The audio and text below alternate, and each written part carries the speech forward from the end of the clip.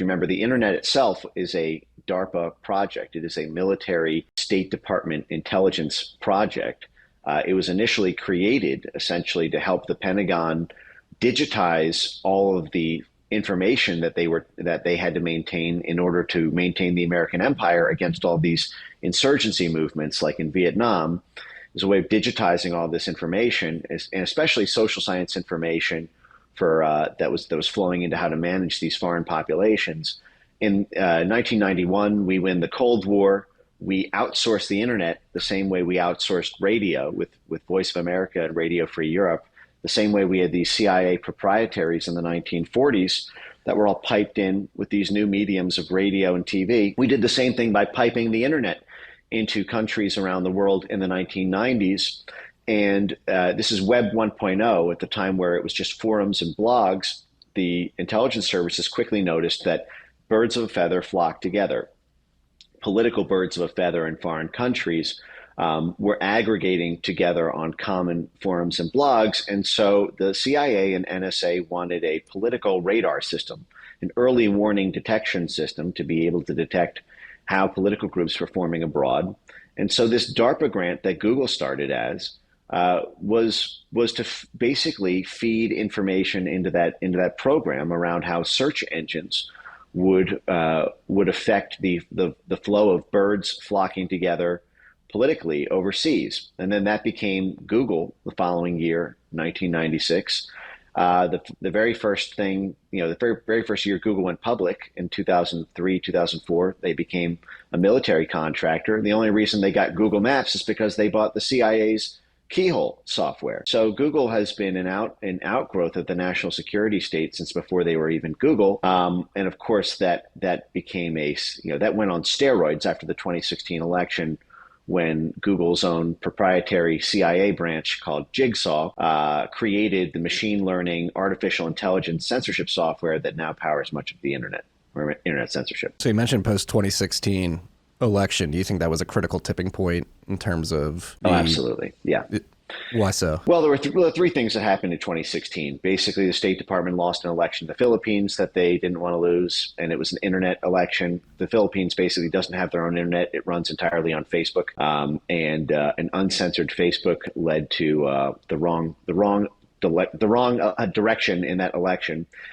Then you had Brexit, which the State Department strongly opposed.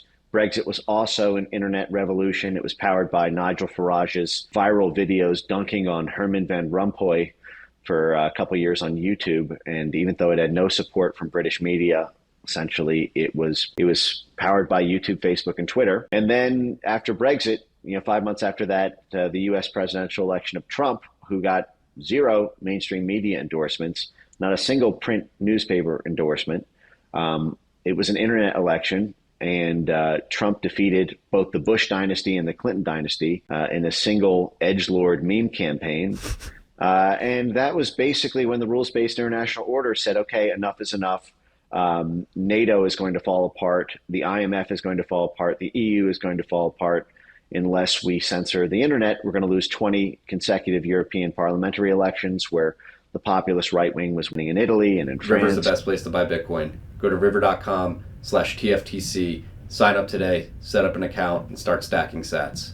Back to the video. Spain and in Greece and in the UK. And so they said, listen, the only way to save the world is to end free speech on the internet. And so you had lock, stock, and smoking barrel, if you will, the Pentagon, the State Department, the CIA, MI6, the UK Foreign Office, and Brussels all basically decide that civilians shouldn't be able to make up their own mind. Information is now a military affair. Yeah, and I think the Twitter files really highlighted just how far the intelligence apparatus and the State Department is willing to go to make sure that their message is the dominant message out there. And it's a lot of projection, if you will, because they're trying to claim that they want to prevent misinformation and disinformation and hate speech on the web. But I think COVID, particularly the lockdowns and the censorship that went on during the last 3 years, highlighted acutely that the information that they're pushing forward isn't always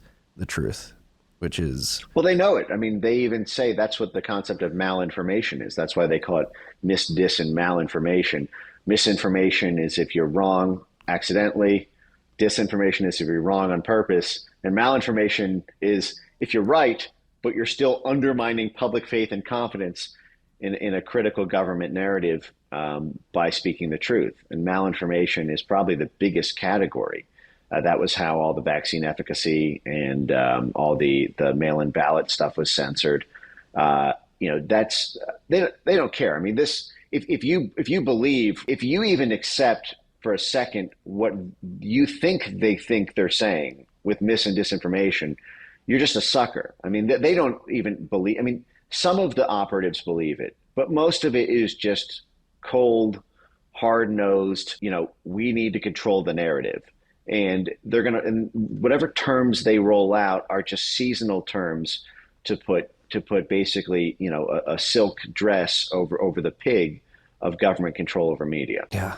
And it's getting, again, going back to the Twitter files, like how pivotal do you think Elon bringing in journalists to go through the Twitter files, go through the Slack messages, and to essentially make public the integration of the intelligence apparatus and Twitter's previous management?